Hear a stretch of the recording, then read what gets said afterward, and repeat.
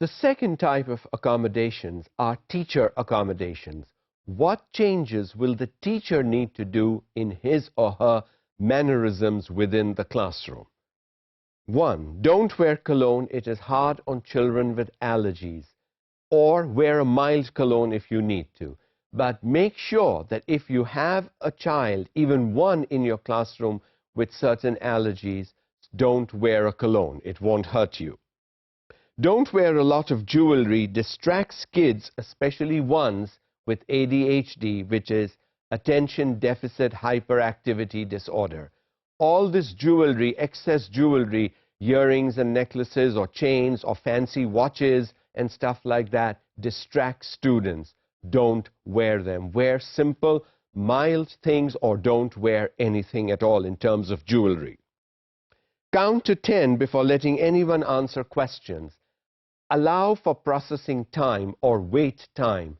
This helps students with disabilities generate ideas in their head, think about it before trying to volunteer an answer.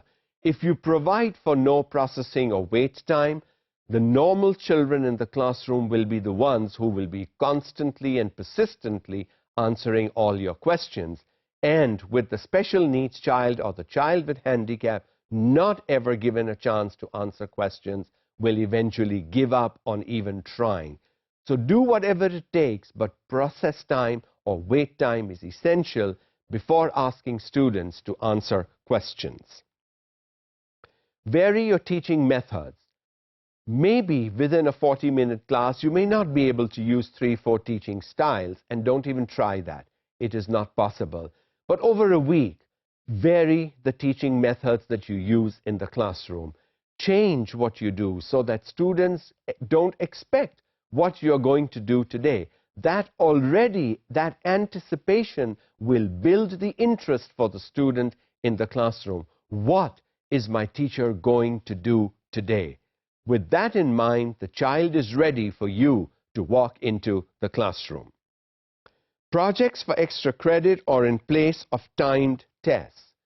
Do projects, long-term projects, short-term projects, individual projects, pair projects, group projects, whatever, and let students who have difficulty with timed tests do projects instead. All you want to do is to know, has the student learned? And there are other ways other than timed tests that can show you whether the student has learned or not. Giving instructions one step at a time instead of all at once. Don't say do this step 1, 2, 3, 4, 5. Do this step 1, make sure step 1 is done, then go to step 2. Make sure step 2 is done, then go to step 3, and so on. So giving one instruction at a time opposed to giving 3, 4, 5 instructions at a time and hoping that all students will remember the instructions may not be the best thing to do. One instruction at a time, making sure it is followed by all students before going to the next. Ask questions to get repeat of information. This is a good way to make sure that the students are focused, concentrating, and paying attention.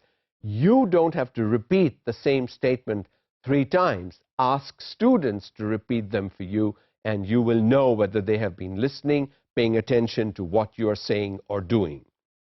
Divide the class, small groups, peer partners, peer tutors. Divide the class in whichever fashion you think is best for a particular activity. Don't just all the time do whole class instruction. Change the grouping. Set up lessons, community instruction, role-playing activities, etc. Do wonderful things. There are people in the community that would love to come and talk to your students at times.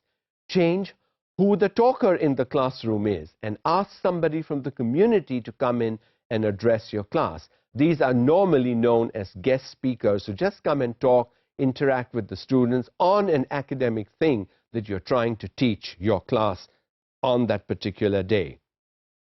Change the learning goals. More time, cooperate, and share.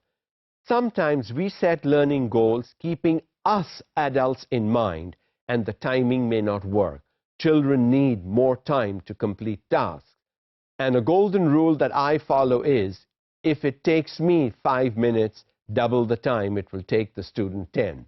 And so whenever I'm doing time setting for my classes, what I do is I double the time. I assume or predict what time it will take me to finish the task, and I double it for the students. Create alternative activity, learning center, research teams. Don't just do talk and write and talk and write. You can do things in research. Let students find out. You could do iSearch kind of activities and have learning centers where students actually go, manipulate material that is there, and through that manipulation learn the skill or the concept you're trying to teach. So change the ways in which you interact in a mixed ability classroom with handicapped children in it.